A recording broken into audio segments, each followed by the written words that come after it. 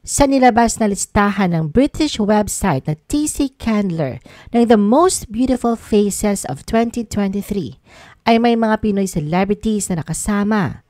Ang listahan ay batay sa aesthetic, perfection, grace, elegance, originality, daring, passion, class, poise, joy, promise at hope.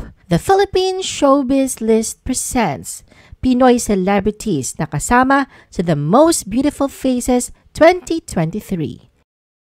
Bel Mariano, number 71. Sa unang pagkakataon ay napabilang ang pangalan ni Bel sa listahan sa 100 babae na may pinakamagandang mukha sa buong mundo. Si Bel ay panganay sa 5 magkakapatid. Siya ay nag-aral ng elementary sa St. Paul College, Pasig at nagtapos ng high school sa Divine Angels Montessori of Cainta, Inc.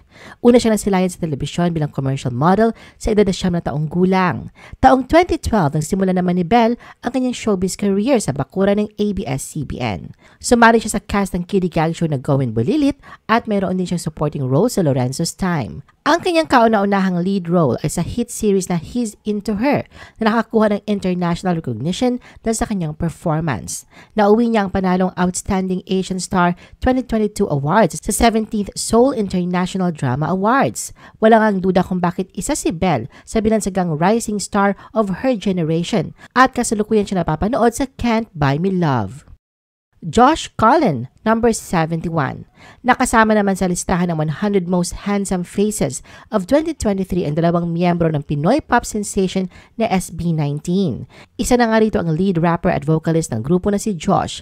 Ito ang unang beses na nakapasok ang kanyang pangalan. Si Josh ay sinilang noong October 22, 1993 sa Imus, Cavite at bunso sa 3 magkakapatid. Siya ay pinalaki na kanyang single mother at hindi kailanman nakilala kanyang tunay na ama. Ang pamilya ni Josh ay nakaranas noon ng mga pagsubok sa pinansyal na nagresulta sa kanyang hindi tuloy-tuloy na pag-aaral at nagtapos siya ng high school sa mas matandang edad. Kasunod nito ay agad na nagtrabaho si Josh bilang isang computer technician at call center agent bago sumubok bilang isang talent. Masasabi ngang matagumpay ang tinahak na daan ni Josh sa music industry kasama ang grupo na gumagawa ng ingay sa loob at labas ng bansa. Maliban rito, nariyan ang pagsashine nila individually kung saan nag-debut na rin siya bilang isang solo artist noong February 2023. Dahil sa sunod-sunod na tagumpay na natatamasa niya ngayon sa kanyang music career, aminado si Josh na gusto niyang kumawala sa kanyang comfort zone at sumubok ng mga ibang bagay-bagay na makapagpapalabas sa kaya pa niyang gawin bilang isang artist. Isa nga sa kanyang kinukonsidera ay ang pagsabak sa aktingan, lalo pa at noon pa man ay marami nang lumalapit sa kanyang production companies para kunin siyang artista. Rayster Eaton, number 58. Ang 20-year-old singer, dancer, and model si Rayster ay nagmula sa Cabanatuan City at nag-aral sa Isaiah of Nueva Ecija, Inc. Siya ay kilalang introvert at naging campus heartthrob. Taong 2019 nang lumahok si Rayster sa solo singing competition sa kanilang eskwelahan at nagtapos ng first runner-up. Lumaki siya sa simbahan kung saan ang kanyang mga magulang ay parehong pastor. Si Rayster ay nakilala nang sumali siya at maging isa sa top 5 ng kauna-unahang idol survival competition ng ABS-CBN na Dream Maker, The Search for the Next Global Pop Group na nagtapos noong February 2023. Kasunod nga nito ay pagkakabilang niya bilang isa sa 7 miyembro ng P-pop group na Horizon na kamakailan lang ay nasungkit ang panalong AAA Focus Award mula sa 8th edition ng Asia Artist Awards. Maliban nga dito ay aktibo din siya sa paggawa ng K-pop dance covers na napapanood sa kanyang TikTok account. Janine Gutierrez, number 45. Muli namang nangibabaw si Janine dahil sa 2 pagkakataon. Pasok ang kanyang pangalan sa listahan ng nagagandahang babae. Matatanda na una siya nakasama rito noong 2021 kung saan nakuha niya ang ika-78 pwesto. At taong 2022, umangat ito sa ika-51 pwesto. Para sa taong 2023, muli na namang umabante ang pwesto ni Janine na ngayon ay nasa ika-45. Nauna nang sinabi noon ni Janine na ang pagkakaroon ng masayang puso ang nagpapaganda sa isang tao. Hindi nga maitatanggi ang malakas niyang presensya na hindi nga lang ganda ang kayang ipanlaban kundi maging sa aktingan. Patuloy nga riyan ang matagumpay niyang mga proyekto tulad ng ipinamalas siyang mata-mata acting sa teleseryeng Dirty Linen na hinangaan ng marami. Philip, number 34. Ang 34-year-old singer-songwriter and rapper ang siyang main dancer, lead rapper at vocalist ng SB19. Nagsimula si Philip o mas kilala sa stage name na Ken Suson na gamitin ang kanyang mononym para sa kanyang solo projects simula sa paglabas ng kanyang debut solo single na Palayo noong 2021. Si Philip ay pinanganak noong January 12, 1997 sa Pagadian, Zamboanga del Sur. Siya ay lumaki sa pangangalaga ng kanyang mga lolo at lola, kung saan ang pagmamahal ng mga ito sa gospel music ay nagbigay inspirasyon sa kanyang sariling pagmamahal sa musika. Ang impluwensya naman ng kanyang tiyuhin sa pagtugtog ng maraming instrumento ang nagtulak kay Philip na matutunan ito sa murang edad. Nagsimula siyang sumayaw noong kinailangan niya ito para sa isang school project. Pumasok si Philip sa Cagayan de Oro College at nag-aral ng arkitektura bago sinimulan ang kanyang karera sa musika. Pagkatapos, sumali sa banda. Lumipat siya sa Technological Institute of the Philippines. Hindi nga lang sa musika na kilala si Philip, kundi maging sa fashion style nito. Liza Soberano, number 28.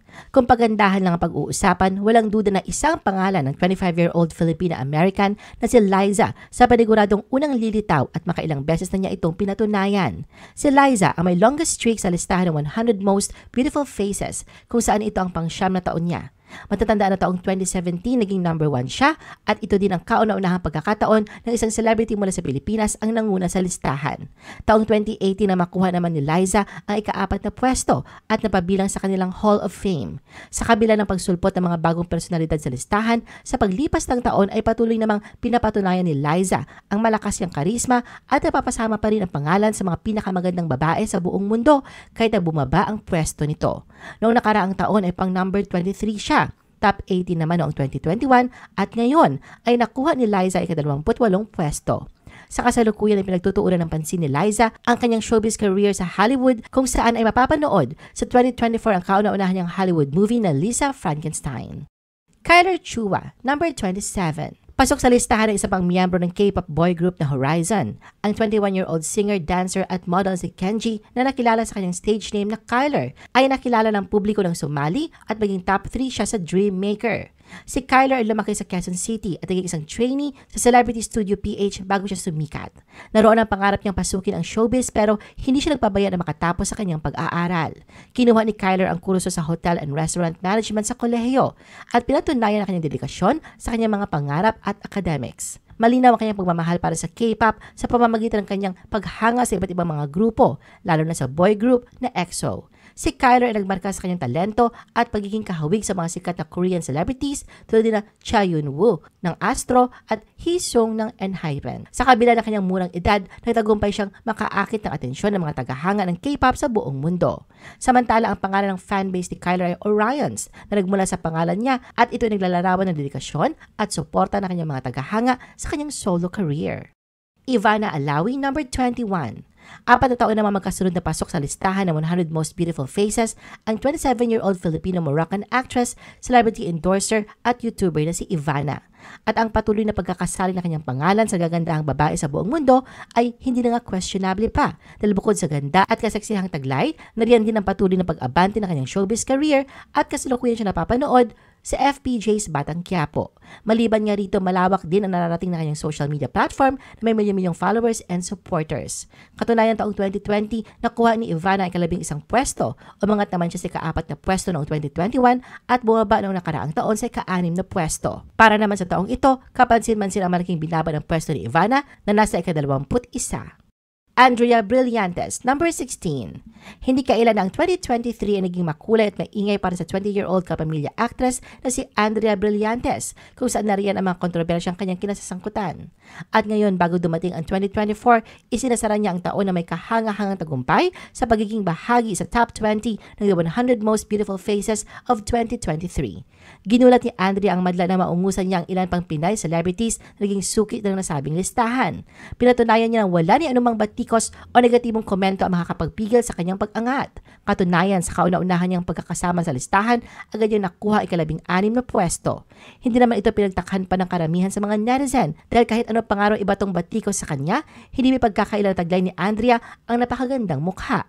Maliban nga riyan, hindi na rin questionable pa ang matagumpay na career ni Andrea sa sunod-sunod na proyekto nito sa loob at labas ng showbiz. Hindi lang bilang aktres, kundi sa pagiging businesswoman. Ayon naman kay Andrea, wala siya masyadong ini-expect para sa 2024, kundi growth at healing. I-post ang inyong comments at reaction sa baba. At huwag kalimutan na i-like at i-share ang video na ito. Gusto mo pa ba ng ibang showbiz videos? Panoorin ang aming iba pang top viewed videos. Para sa aming mga YouTube viewers, pumunta lang sa description ng video na ito o i-click ang link sa itaas ng screen. Para naman sa mga Facebook viewers, ay maaari ninyong hanapin ang mga link sa comment section ng video. I-follow nyo din kami sa Facebook at mag-subscribe sa aming YouTube channel. Thanks for watching!